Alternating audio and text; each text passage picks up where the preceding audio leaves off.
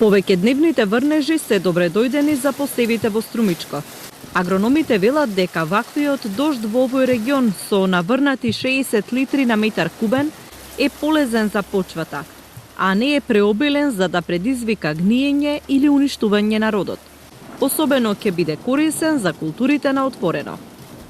Понатаму ќе помогне доста во постжетвените активности кои што се одвијат овие денови, значи со едно плитко заорување кај стрништата, каде што правиме негативни ситуации со палење и така натаму, еве момент на земјоделските производители да ја направат таа операција или техничка припрема над земјоделските површини, едно плитко заорување каде што и те како ќе збогатат нивната површина за понатамошното есенска сеидба.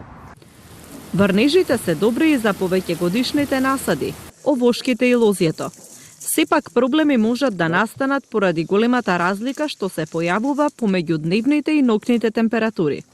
Затоа земјоделскиот производител кога ќе спомнеме дека утрешните температури ќе бидат над 33-35 степени, ја гледат дневната температура не планирајќи дека ноќните температури паѓаат испод 20 или 18 степени. Не е добра таа ситуација, тоа е една шоковна состојба над растителното производство, кое што е исто така жива материја, неповолно влијае. Поради непредвидливите временски услови и климатските промени, се помалку земјоделски култури се одгледуваат на отворено.